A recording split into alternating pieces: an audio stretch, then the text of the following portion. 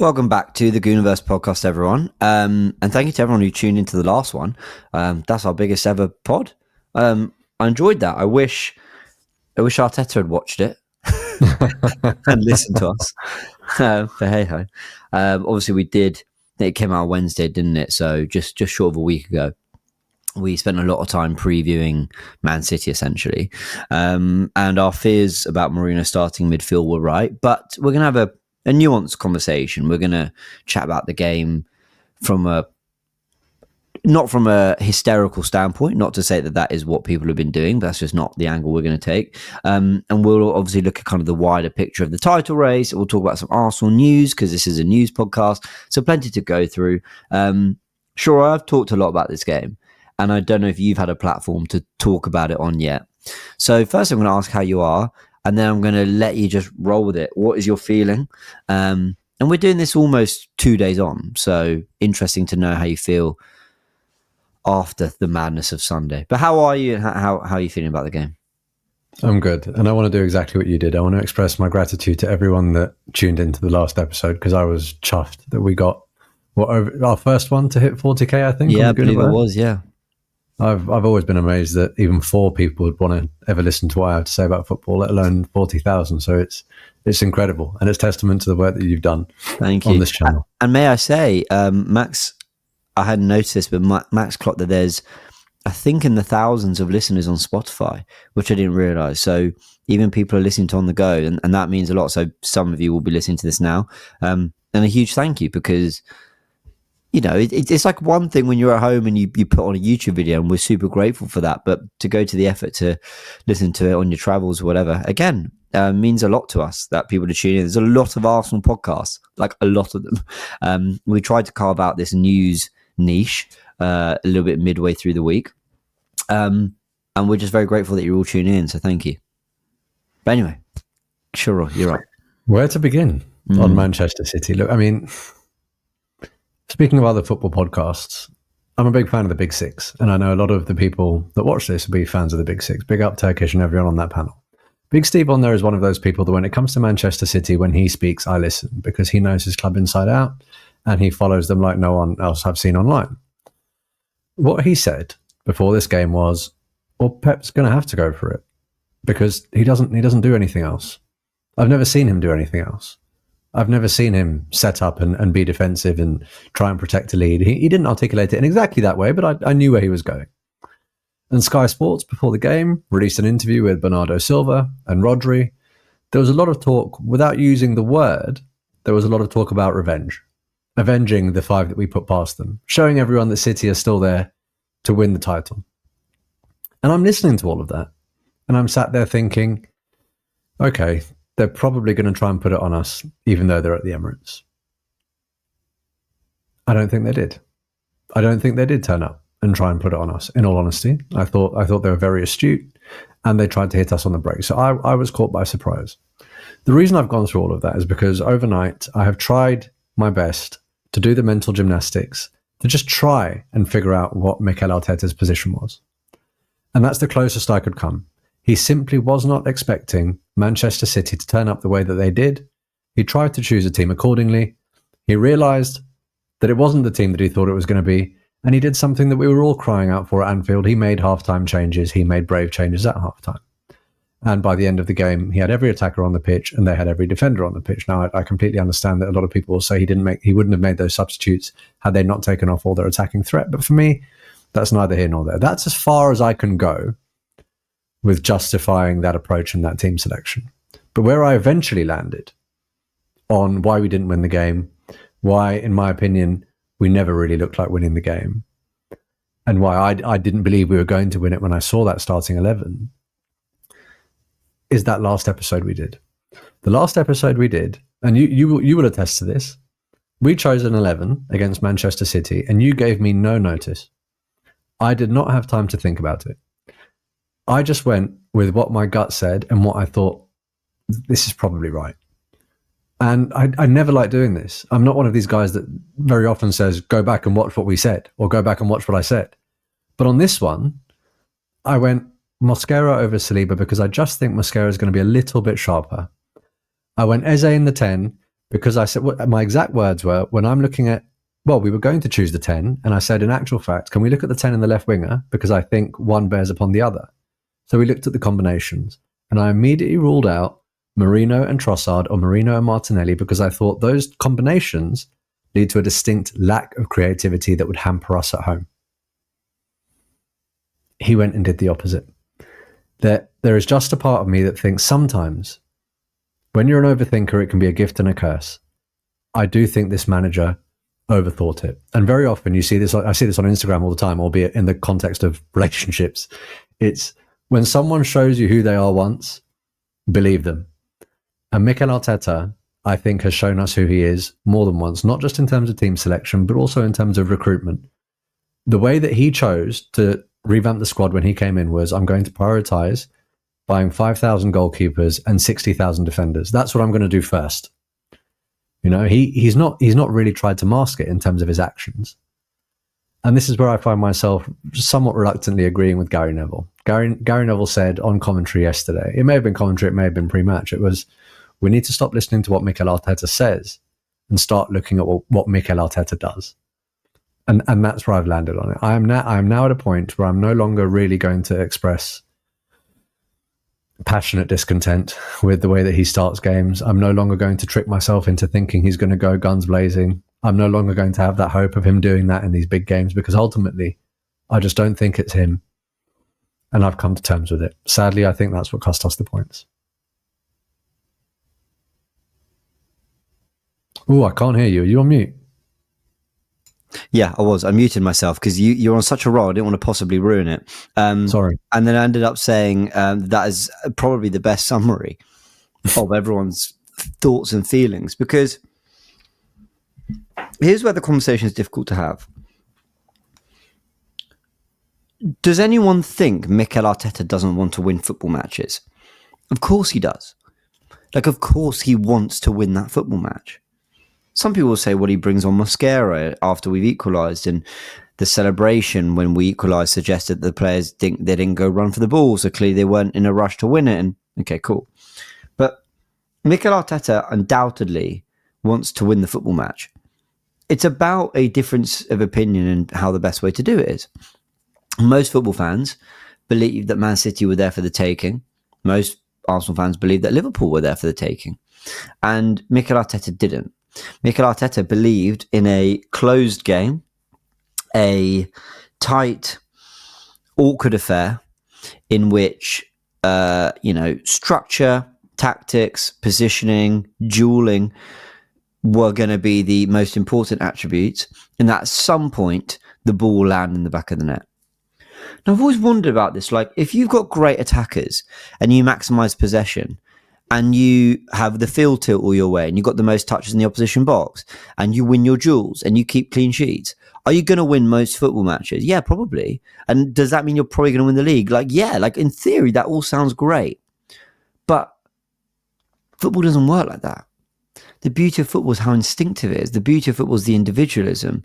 The beauty of football is, it's not like other sports where, in NFL, and I'm no American football genius, but it is all about the coordination and the team and the tactics and the plans. It literally has to be.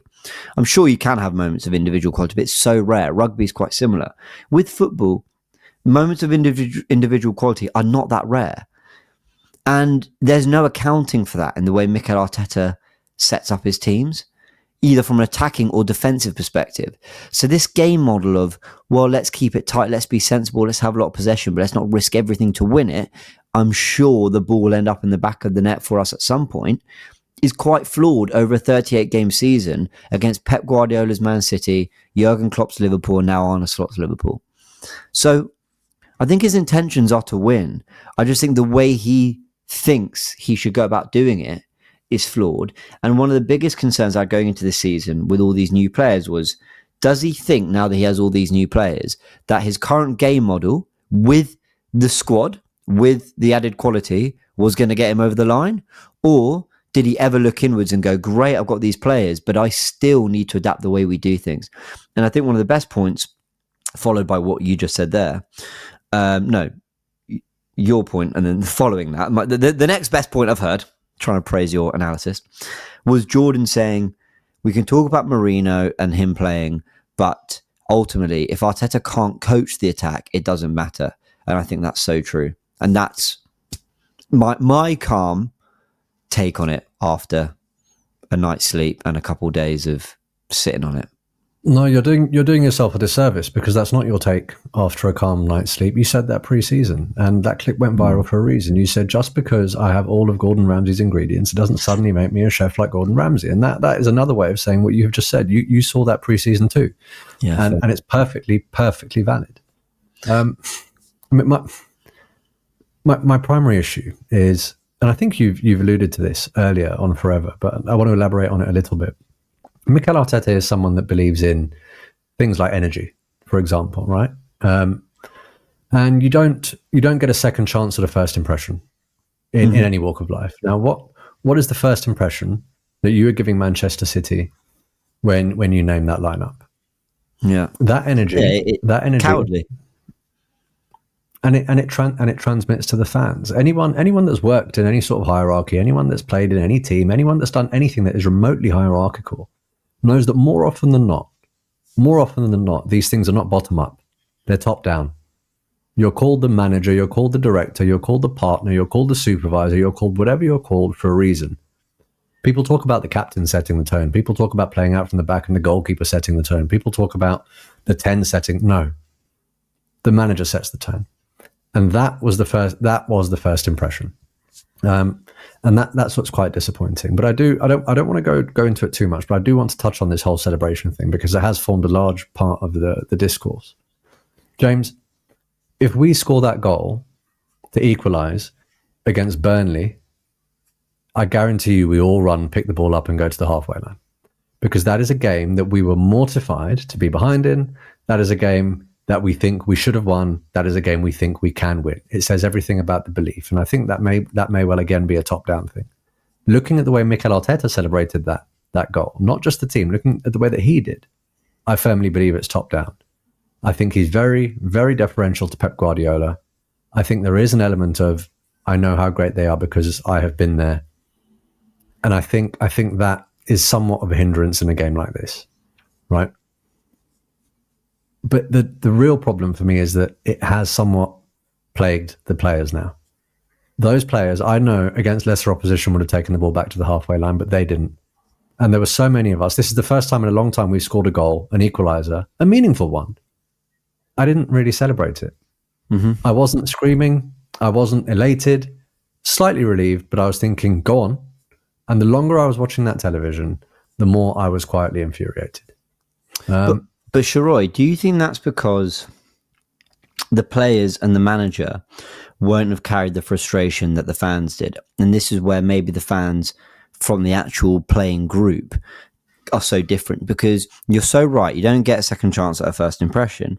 And the first impression for us was, I'm starting Mourinho.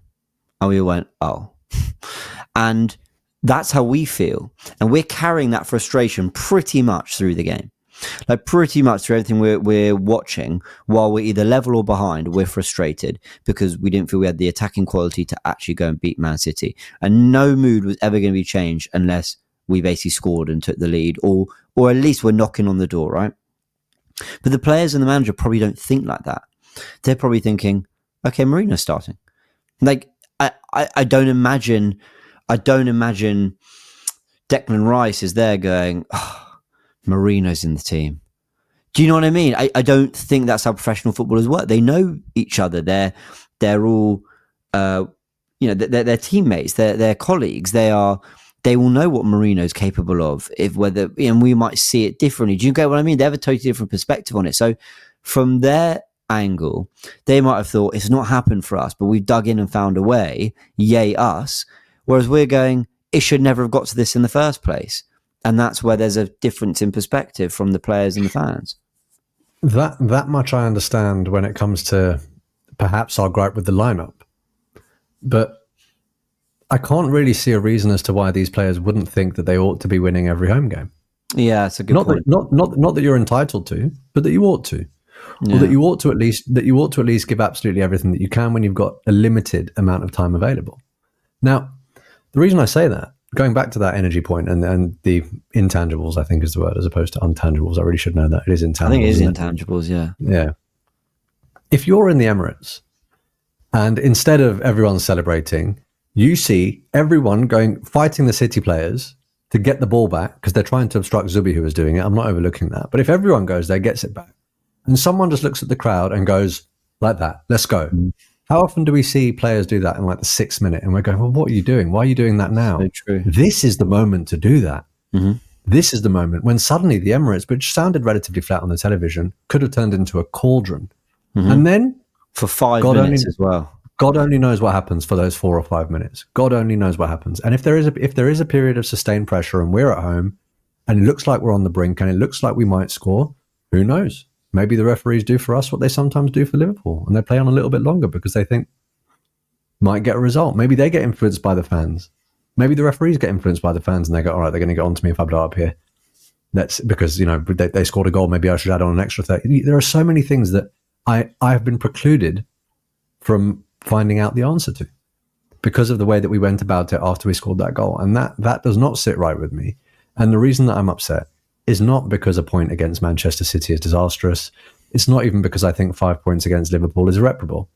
It's because for me, it is simply a sign of things to come when I extrapolate what I'm seeing now for the rest of the season. And that in and of itself does not bode well. In circumstances where I've already said, I think we're probably going to be second best in this league, absent a Liverpool injury crisis, because I think the ceiling of their 11 is higher than the ceiling of our 11.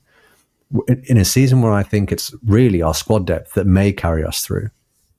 That was me saying that, at least thinking they have the belief that they can and ought to try and win absolutely every game until the final whistle. There was something that was quite telling there. And I've thought long and hard about whether I should articulate it in this way, because I don't want people to think I'm going over the top, but I can only stay true to myself and how I feel. And that is genuinely how I felt watching that match.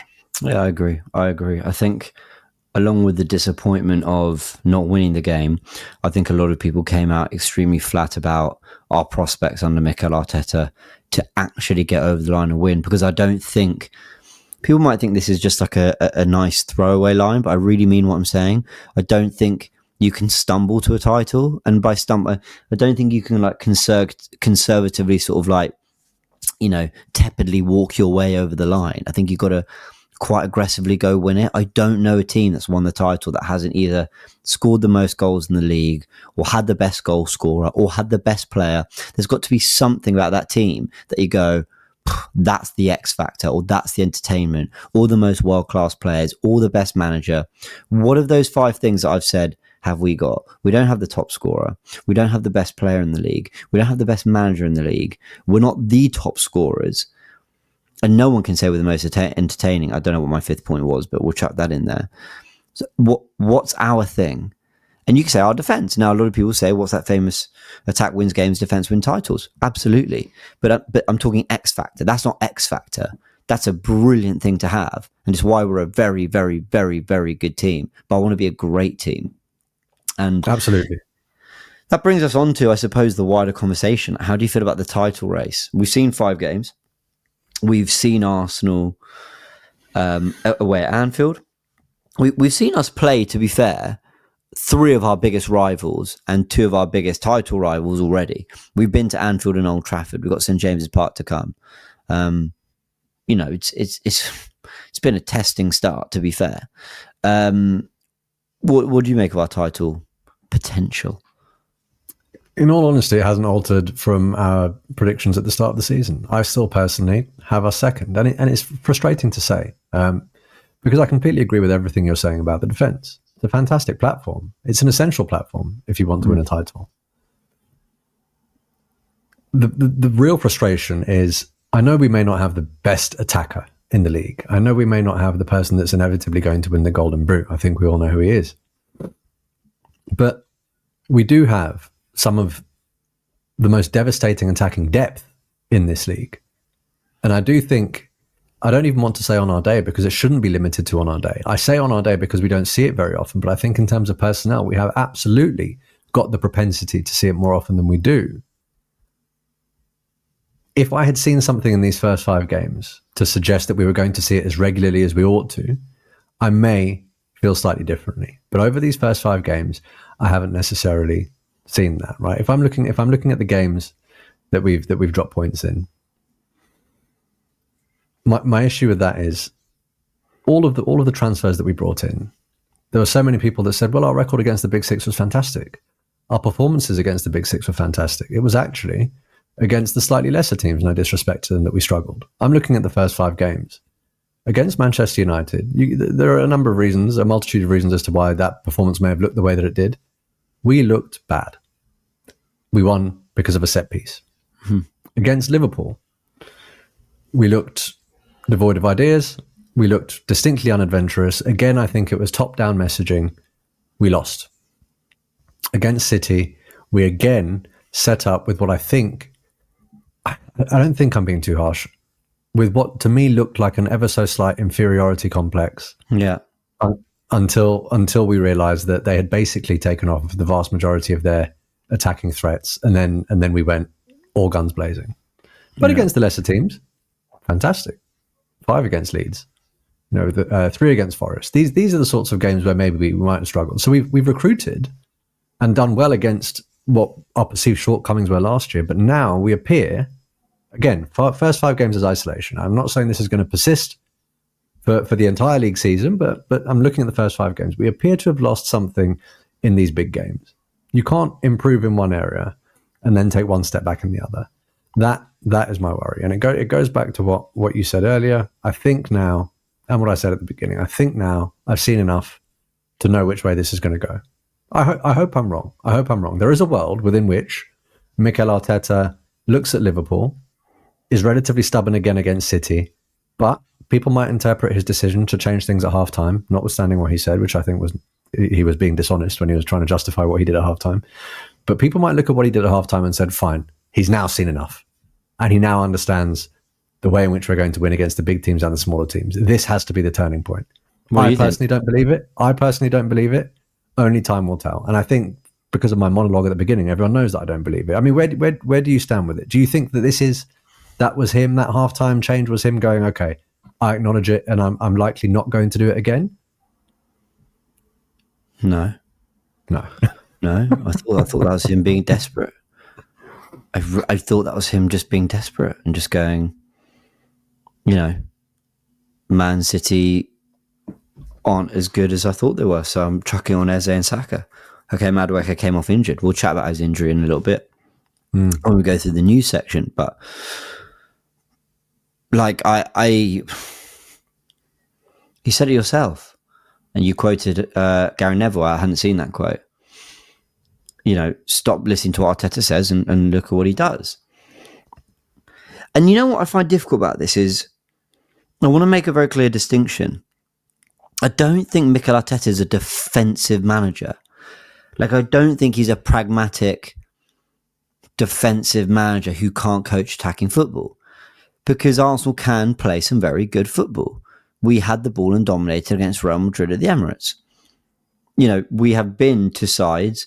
We've done it at the Etihad. We've done it at Anfield. We've done it at the Bernabeu. We didn't win all these games, but we've gone to sides and kept the ball and won and played good football. We've done it at St. James's Park. So it's not that I think he's a defensive manager.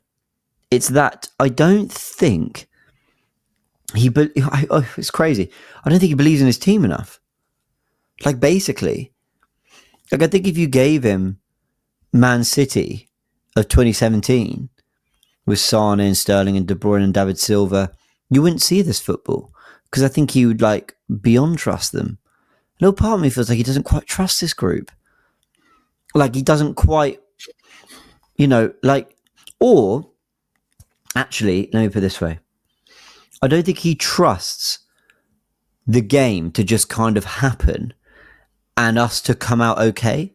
And what I mean by that is I think he needs to know that Mourinho will be in the areas of the pitch that he's told to be in, and that he's going to press with Gyokeres in the right way, and he's going to win duels in midfield in the right way. I think he needs to know that will happen. Hence, one area doesn't start.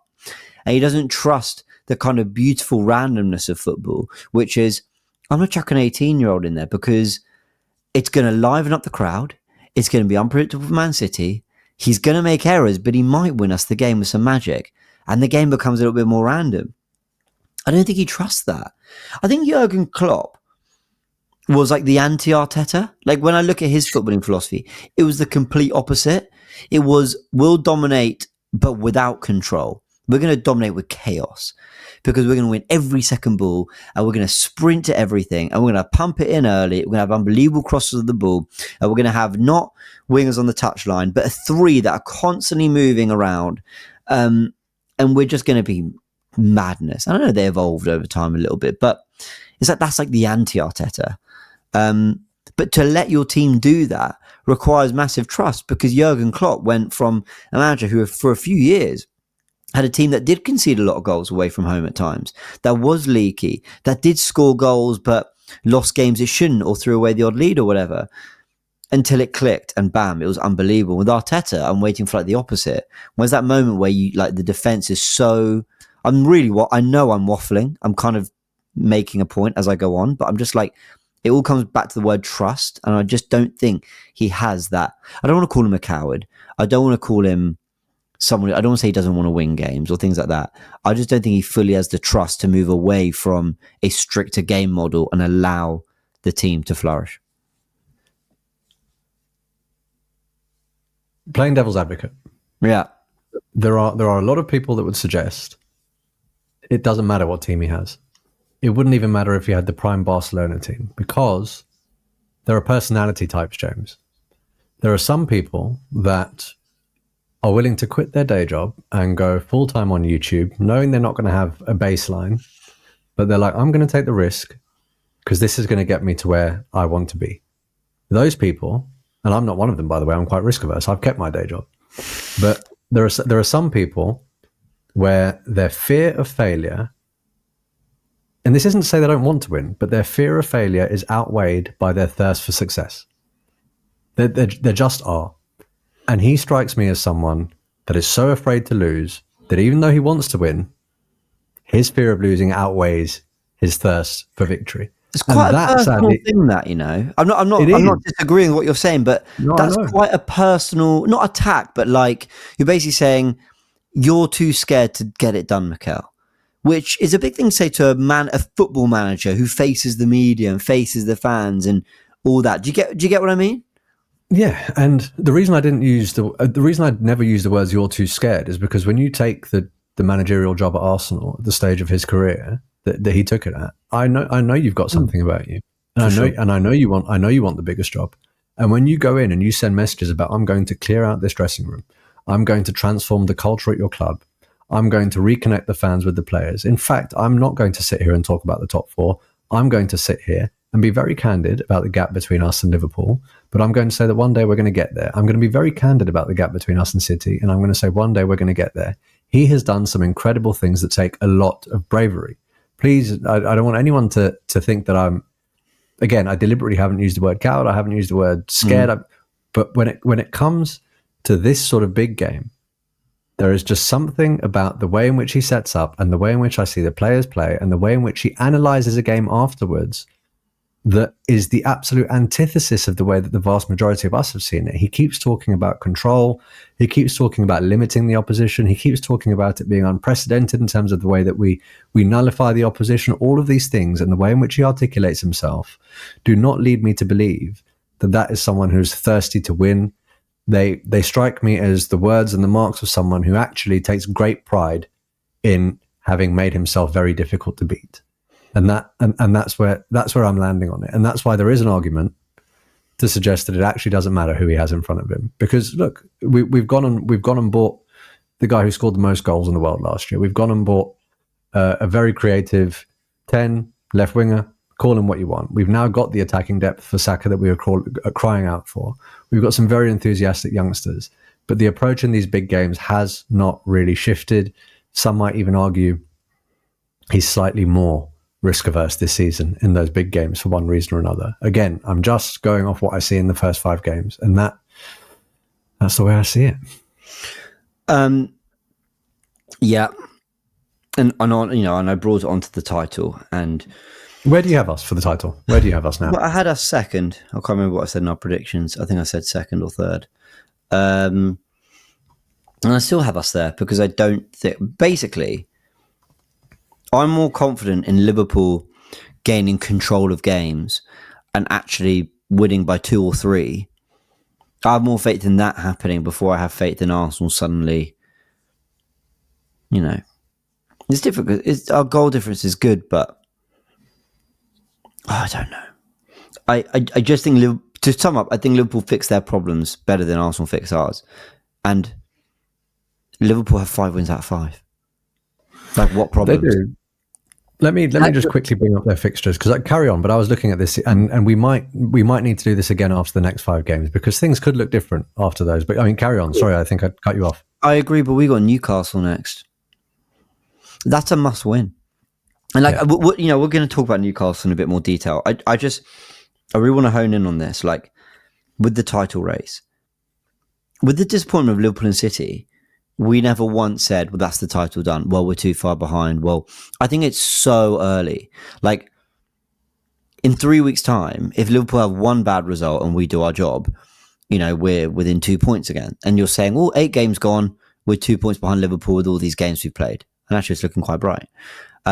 What I fear more is when you're kind of 7 points and it's like November, December. It's like, oh my word, like... A good few games have been played now. They would have had tough games, and at no point does it look like we're kind of eating up that gap. What have I learned of Arsenal? We definitely have more tools, and the question is whether Arteta wants to use them. So there are... Got so many thoughts. I think it's fair to say the summer transfer window, it's very early.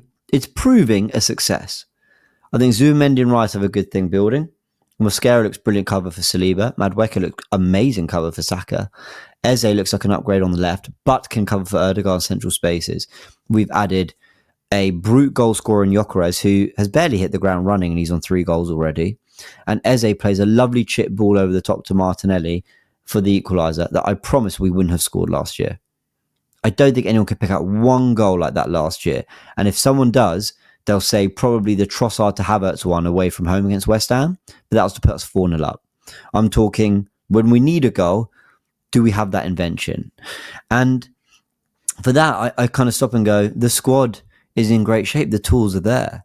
And I think we've seen that. I think we have learned that in the opening 5 games, that the summer is proving successful very early. But Arteta needs to use them. But I have learned this, for the sake of a positive. For all I've said, I don't think City and Liverpool... I don't know how to explain it. I'm contradicting myself. I don't look at them and go, we're miles from that. Like, I don't. I think we're better than Man City. I think we can be better than Liverpool. It kind of depends on whether Slot addresses this slightly leaky defence and whether Arteta...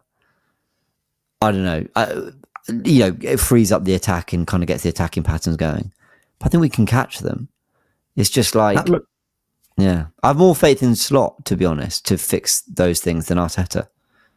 Yeah, I know. But there are a lot of people that would argue that when you're looking at squad alone, we are better equipped to fix those things than Slot is equipped to fix some of those defensive frailties, for example. I absolutely agree with that.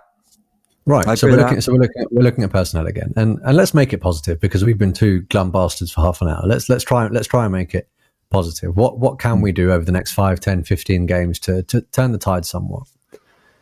I mean, one thing that a lot of people are reluctant to mention, because of the fact that we have a deep squad and because of the fact that we spent a lot of money, is the fact that when we were at Anfield and when City did come to us, we didn't have a fully fit Bukayo Saka, and now we've gone and lost Noni Madueke too, right?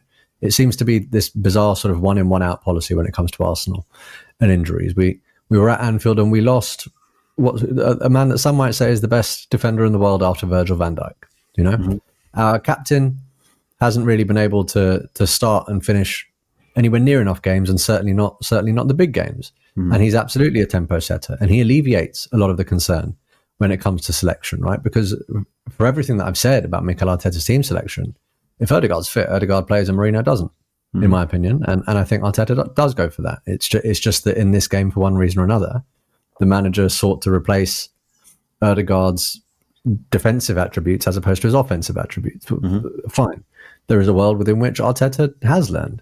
There is a world within which Arteta looks at it and goes, well, you know what? The ball that Eze played for Gyokeres for that wonderful goal a couple of weeks ago, the ball that he played for Martinelli now, I speak of moments of magic, and I do have that moments of magic player. There is a world within which Martinelli not only continues scoring these goals off the bench, but it breeds some confidence and it reinvigorates his career. There's a world in which we do what we discussed last week, and we use Martinelli in a slightly more central role as opposed to using him as a touchline winger because of the fact that he makes those runs and he gets those goals. There is a world within which some of these players return and others don't get injured. And Liverpool's players perhaps do. There is a world in which, when I look at the fixtures, Liverpool go away to Palace. Palace currently sit in 5th. They're a very, very astute team. After that, Chelsea away. Chelsea have spent God knows how much money. And if you listen to their fan base, they are full of absolute discontent at the way in which they are playing. Stamford Bridge is not going to, I mean, the Chelsea players are going to have to try and do something at home that day. Liverpool then go away to Manchester United. I mean, they then have Manchester United at home.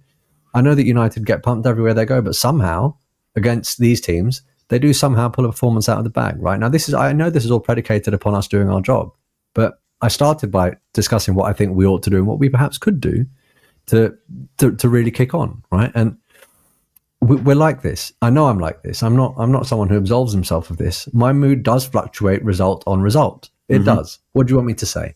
I'm human. If the vibes were good last pod. Yeah, I thought about the energy being good. They absolutely were. You look at the Forest performance. I was full of excitement and I couldn't wait for Bilbao. You look at the Bilbao performance and I think, nice, bring on Manchester City. And now I have a little bit of apprehension about going to St James's Park. And I mean, it is one result that wasn't a loss. And in years gone by, you look at a goal like that and you think, look at the resilience, we didn't lose, yada, yada, yada. I don't need to rattle it off. People's perceptions are different. The reason that my metric changes is, look, if I performed really well at work for the year before last, my target for last year would have increased. If I performed really well last year, my target for this year would have increased. It's the same in any professional environment. I can't rely upon the way that I used to judge myself, nor will my employer, because of my past 2 years of performance. It's about what's expected of me now.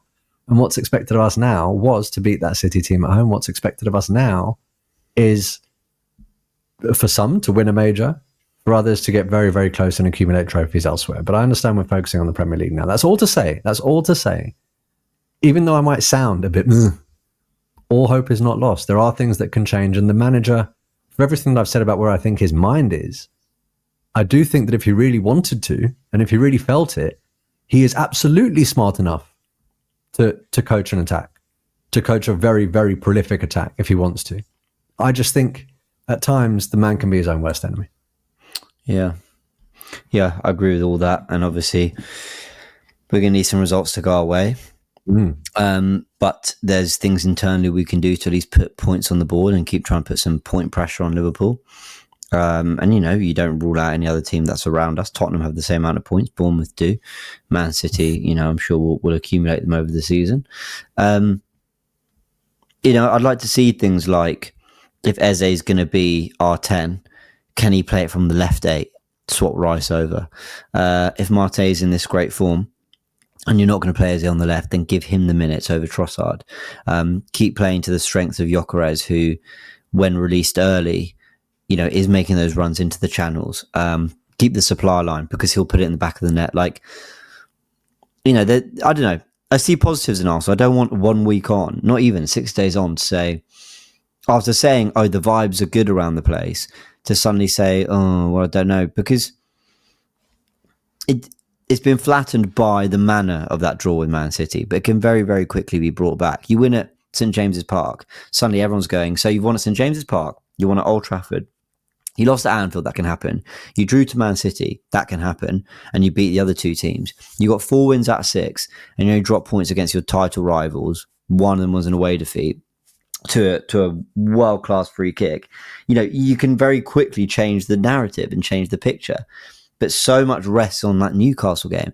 Because if you lose to Newcastle, suddenly you've lost 2. So basically the 3 toughest games you had, you didn't win any of them. Basically, that's how people look at it. And you're now Absolutely. 7 points, maybe 8 points off Liverpool. I was thinking about this on the way home from work. I know that there are so many people out there that will just be like, "You're a madman.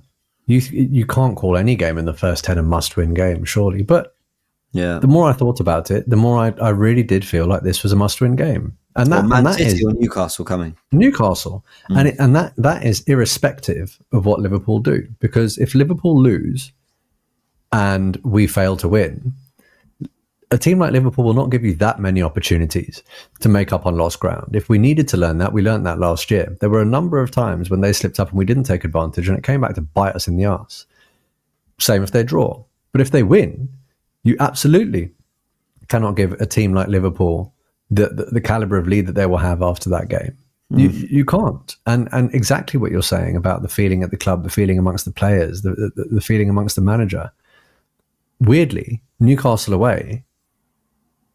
And I don't want to be seen as hyping or heaping too much pressure onto the team and the players, but it has almost become the litmus test for whether we really are challengers or not. Because it's now, okay, well, you have dropped points that you didn't want to drop, but you do have squad depth. You're going to a ground where you don't have the best record, albeit they don't have Isak now, who was our number one tormentor. Can you do it? Let's see what you've got. Because if you go there and win, then people will probably say, okay, you've still got something about you. You're not going away just yet, right? And that is again something that can sort of set the wind in our sails, and we can kick on from there. And also, don't underestimate the impact. I know that Liverpool fans will say, "We don't look at your results, mate," and Liverpool players will say, "We're not looking at your results." If Arsenal lose that, Liverpool will sit there and go, "We smell blood. We smell blood," and we can take these guys out in the next 4 weeks if we get this right. We can't let them have that feeling. We can't let them have that opportunity. I don't know if you feel the same, but I don't think I'm going over the top by saying that. No, I totally agree. I think it's huge. I didn't feel that going into Liverpool and Man City. I didn't think, oh, these are huge. This is the first time I've gone, this is huge. I thought they're big games because they're big games, but I didn't think all hope was sort of lost or gained through particular results. Whereas this one, I really do feel that. And Liverpool have played Crystal Palace before, so we'll know kind of where it leaves us with them. So what would your team be for Newcastle then? And I know we're skipping Port Vale, guys, and please, I don't want anyone to think for 1 second that I'm not placing importance on Port Vale, because firstly, embarrassing for getting knocked out. All due respect to Port Vale, it would be embarrassing. Secondly, I want to win the Carabao Cup. I want to win silverware. This team deserves silverware. The Carabao Cup is what we've had this conversation. But I want us to just rotate, make our way through, on we go. I really want to look at Newcastle and what our midfield combinations would be. Let's assume there's no Eze. What would you do? No Odegaard. What would you do? Scared the hell out of me. Sorry. I thought I'd missed some news. No. I was like, what on earth has happened here? What would I do?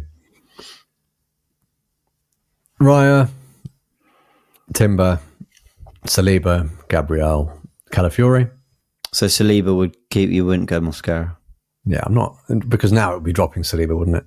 Yeah. Now that you've played him for the 90, I mean, now you're dropping him, and even I wouldn't advocate dropping William Saliba. My concern was, is he cold or not? But he certainly shouldn't be now. I agree.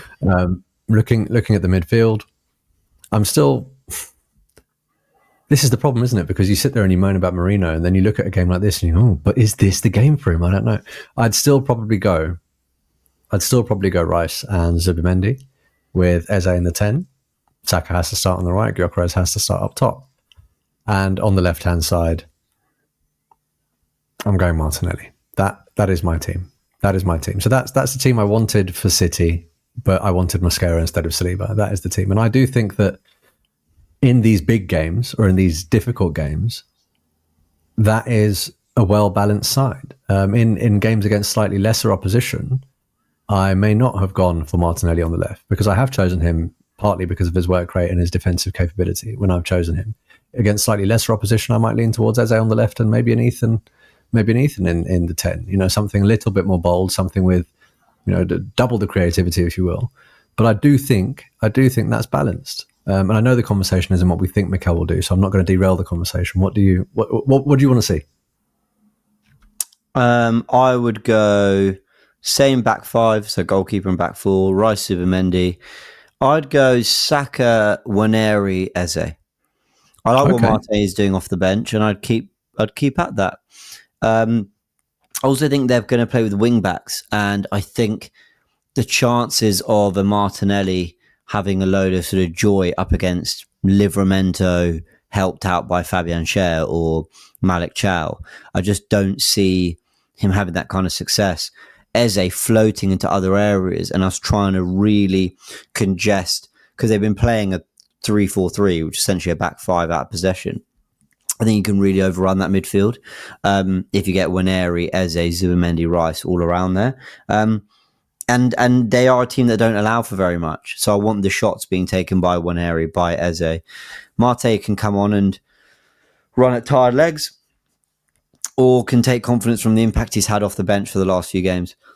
But I'm just not ready to throw away what I think is Arsenal's best approach just because of some substitute goals. I like Martinelli. I've always liked him. My opinion on him has changed drastically since I called him our player of the season in 22-23. But I'm not ready yet to chuck him in the 11. I also don't think it's the right approach tactically.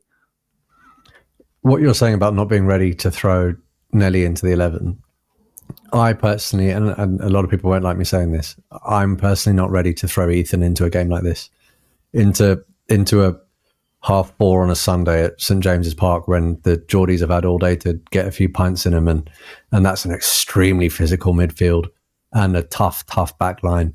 That is where I think a player with a little bit more experience, a player who's a little bit more battle hardened, would make me feel slightly safer in an Eze. And that's not a defensive player. That's still an attack-minded player, but it's just someone that I think on paper ought to be able to manage that occasion, has faced that occasion more, and has done it on relatively big stages more than Ethan in what I think is an integral position. And the reason I say it's integral, like a lot of our optimism and a lot of people's optimism towards the end of the transfer window and towards the start of the season was, we finally got our gunman. I do think that someone like Eze in that 10 can release Gyokeres in a way that we haven't quite seen yet. And that's why I wanted to go for it. But look, would I be upset if your 11 was named? No. But I do know what I would be upset to see. Let's see if it happens. I'll say, the less I say on that, the better. Yeah, I hear you. Let's end on some news. There's quite a bit. So Victor Gyokeres won the Gerd Muller Trophy, which has been won by Kylian Mbappe, by Harry Kane, Robert Lewandowski. Essentially, it's the most goals scored in a season. So he won that. Yeah, I mean, should we just say, I'm just looking at the other bits of news I sent you. Should we just say a few words on that? I mean, I know it's not for his work done at Arsenal, but fair play to him. Like, congratulations. And also, I want to add that by saying, everyone go to the Canon podcast. I did a rewatch with Rohan, and on Patreon, you can watch the full rewatch of the first half we did. And then on the channel, we did like a 10, 20-minute reaction. But Gyokeres is playing better than people are giving him credit for. And now we're entering a point where it's not a case of if he doesn't score, he's not contributing. People are going to start saying if he doesn't score, he's not doing anything, which isn't actually true. He's running channels. His hold-up play has been good. His touches have been a lot better. There are clumsy touches, but he's got the hardest job on the team, in my opinion.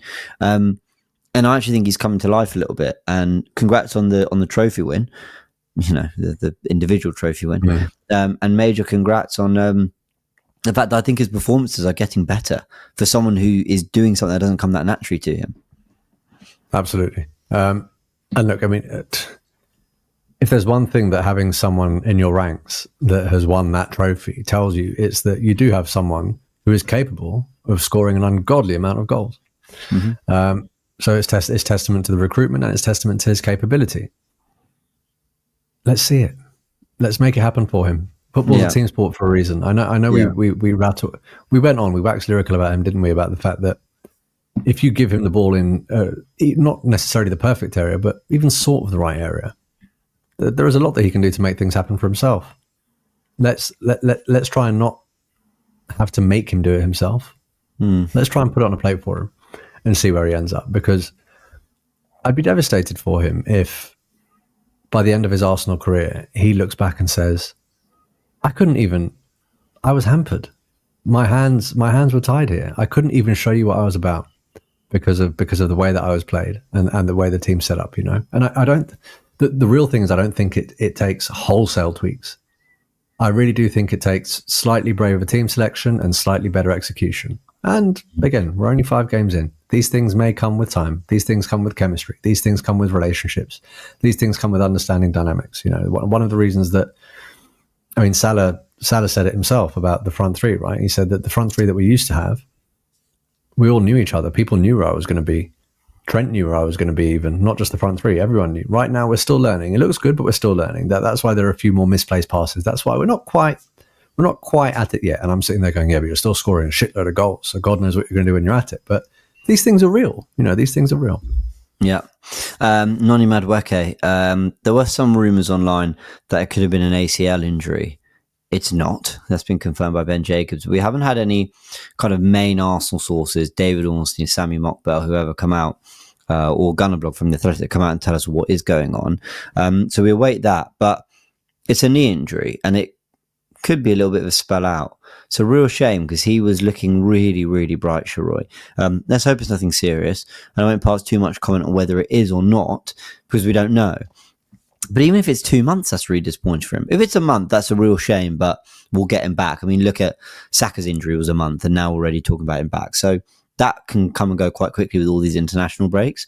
But real shame for Madueke to have picked up any kind of injury because this is the best version of Madueke I've seen for any club. Yeah, it's a damn shame because, look, I'm one that was on this podcast saying that with time, I want to see end product. But everything I said about chemistry and whatnot with Gyokeres is equally applicable to Noni because he's new. And I wanted him to get that time.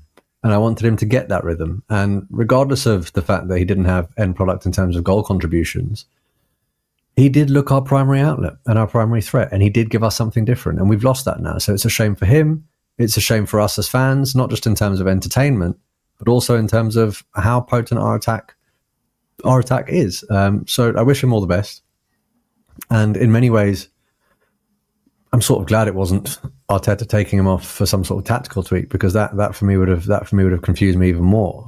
So the fact that it's an injury, it's very, very sad, obviously for Noni, but at least it wasn't the manager taking him off for a reason that makes no sense to me. I want to pick up Alex, Mr. Moneypenny, because he sent something out earlier, and it's very important that people in this ITK world. He said something along the lines of the rush to be first has now taken precedence over the need to be accurate or the need to be responsible or something like that. I'm paraphrasing, but I read that and I said, you know what, quite right. Because I'm at work and I'm reading that the poor guy's got an ACL and it transpires that it's not that. It may well be a sustained spell on the sidelines, but these are real people with real lives, real careers. There's no need. There's absolutely no need to put information out unless you think it's right. The rush to be first as opposed to accurate is one of the worst consequences of modern media. Major respect to the likes of David Ornstein, who, while often being first too, is always accurate. Yeah, couldn't agree more. Yeah. And look, we wait to see how serious the Madueke injury is. But yeah, it can just cause this kind of scare throughout, can't it? And there was a player that happened with someone else recently, like Saka. Yeah, Saka. There was early stuff that it was like, yeah, there's suggestions it could be another tear. You know, we're looking at maybe 3 months out. Came back, 3 to 4 weeks. That's the diagnosis. It's like, okay, let's just wait and see with these things. So, yeah, agreed. Port Vale, just want to get your 11 quickly. The one that we've all been waiting to discuss, yeah? It's so funny, these games, because, you know, we jokingly say the big one. But oh my word, if we get knocked out, it'll be bigger than any meltdown you've seen. If we win, you keep things moving. But if we lose, it will trump anything we've had this season, maybe even last as well. It would be if we lose, you're going live on this channel, and I'm jumping on, mate. We're going to have to. Yeah. We're going to need some absolute catharsis if we lose. Yeah, I agree. What do you want? What do you want to see in this game? Not just in terms of lineup, but what do you want to see in terms of performance to sort of set the tone going into Sunday and perhaps undo a little bit of the damage that we suffered over the weekend? I want to see goals, attacking football, all the obvious stuff. I want to see players in their natural positions. Sorry. No, let me say that again. I want to see players platformed better. So I want Martinelli, if he's on the left, I want him, give him freedom to move on the inside or play him up front. That would be fun to see. I want to see I want to see a vision for what Arteta thinks he could do with other players. So, how's Ben White looking? What does Nketiah look like at left back or centre back? If Dalman's in the squad, if he starts, what's he going to do? How's he look at that level? What does one area in the 10 look like with a Trossard dropping in as well? Martinelli up front. How does Norgard look? Because we've barely seen Norgard. I thought Norgard would have played a little bit more this season. We've barely seen him. Things like that I'm sort of really interested in. What does what is the potential of this Arsenal team if the other players get involved? What could they look like? What could they do tactically in this team? I'd be interested to see that. In years gone by, we've had exactly these conversations about what we want to see, and we've wanted to. There have been a lot of people advocating for, I want an entirely different starting 11 in consequence, because I want to see what all of these players are about. We need to wrap players in cotton wool because we only have a first 11 really. So just change it. Just change it. But we're not there anymore because there's now a premium on silverware, given that we're not winning anything. Or we haven't won anything, over the last few years. So there is a premium on it. So you do need to take it slightly seriously, particularly given the reaction that we all agree we're going to have if we get knocked out by Port Vale, who, please correct me if I'm wrong, third tier, if I'm not mistaken, League One. Pretty sure they're League One. Pretty sure they're League One. But there is an argument to suggest 19th in it. There you go. So having said all of that, we did also say, we got knocked out of the cup, but really, you had 11 players that hadn't really played together, and there were no people that had played together in the Premier League. There weren't any leaders on the pitch, so how were they meant to gel? It's a bit unfair. We used to hear that argument with players like Eddie Nketiah all the time, for example. But he's not playing with the best front three around him or the best 10 behind him. So what are you meant to do? I know where I stand on it in terms of the 11 anyway, but I'm interested to hear where you are. Do you want a mix of some of the people that we expect to see on the weekend and a lot of the others that we know less about, or do you want wholesale rotation? Wholesale, because I think the squad is in great shape. Yeah. Ryan in goal. Kepa in goal. Yeah. White, Mosquera, Nketiah, Lewis Skelly.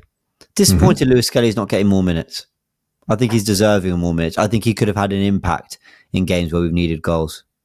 Also placed somewhere in the Ballon d'Or. I think it was an award for one of the young player awards. I think he was like ninth or something like that. So well done to him. Fine, no, good on him. Okay, Norgard, Marino, Waneri would be my three.